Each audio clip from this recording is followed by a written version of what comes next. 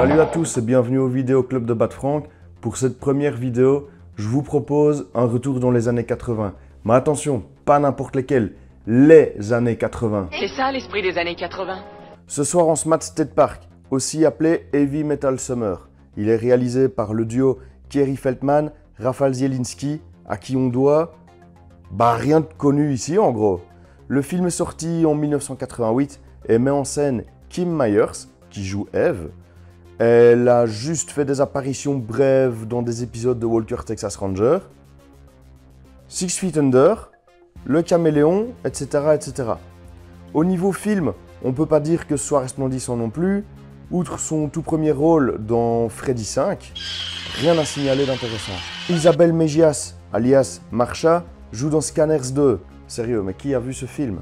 James Wilder a joué dans 7 épisodes de Melrose Place, à part ça on s'en fout. Le film raconte l'histoire de Truckee d'un côté, jeune gérant d'une petite boutique dans le parc de Willy Wonka, dans lequel il a grandi.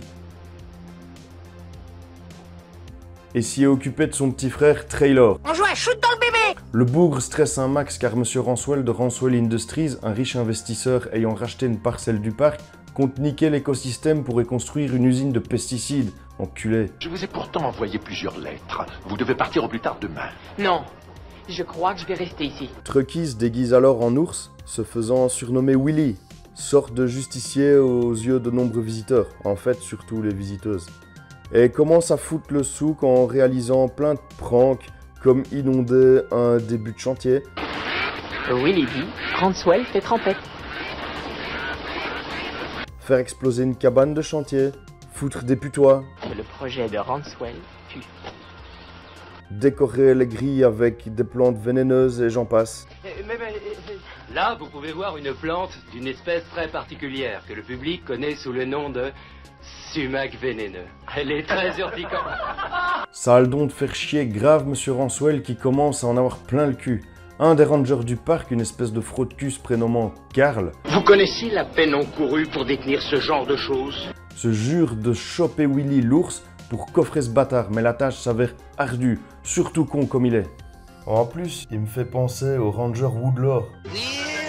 Truckee a en réalité découvert que cet enfoiré de Ranswell comptait déverser des déchets toxiques sur le site naturel qu'il vient d'acquérir. Parallèlement à tout ce bordel, 3 filles, Lini, Eve et Marsha, débarquent au parc dans le but de décompresser. Mais on sait tous que décompresser dans les années 80, ça voulait dire niquer un max. Les gens qui affluent vers le parc, dont nos 3 nanas, veulent en fait participer à un concours dont le gagnant touche 5000 $, ce qui permettrait à Eve de payer ses études. Il faut que je gagne, ou alors tous mes projets d'avenir tomberont à l'eau et je n'aurai plus qu'à faire une croix dessus. Ouais, la pauvre. Ces vieux ont fait faillite et ils ont plus de blé pour allonger. Ça nous vaudra d'ailleurs un final émouvant comme seuls les 80s savent le faire. Pour ça, rien de plus simple. Gagner la course, c'est une sorte de triathlon organisé par Ranswell himself.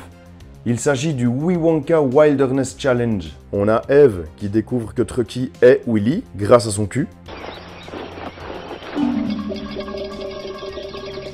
Plutôt sexy pour un ours. Je connais ces fesses-là.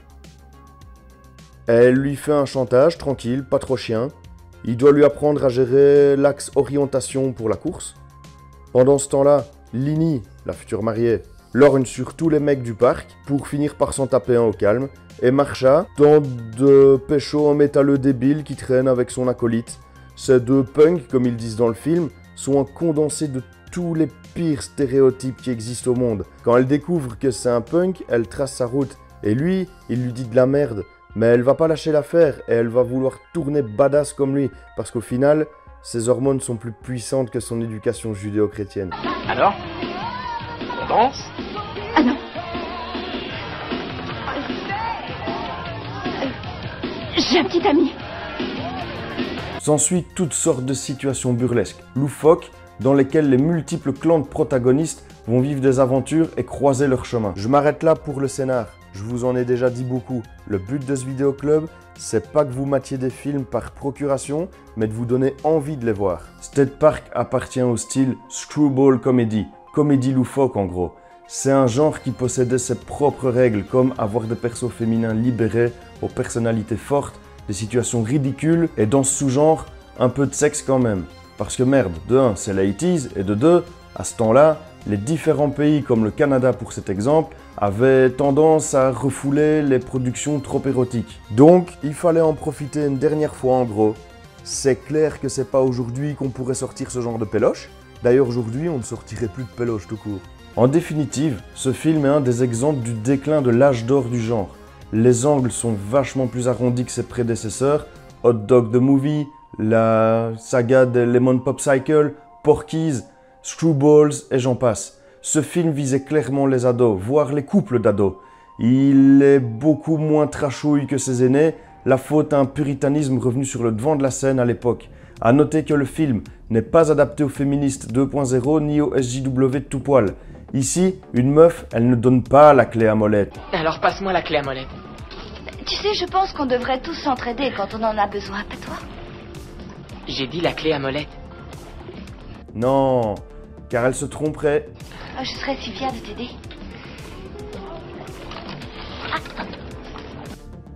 Ici, une meuf, ça se dessape. Encore. Et encore. Et tant qu'on parle de nichons, je tiens à dire que je n'ai toujours pas compris pourquoi des canards et des lapins apparaissaient à chaque plan cul. Ce film, une fois terminé, surtout avec le climax très convenu, fait penser quand même à un épisode très long de Scooby-Doo dans le côté fantastique. Ça reste un pur film de la fin des 80s, divertissant, plaisant à mater, pour autant que vous appréciez le vieux matos, j'entends.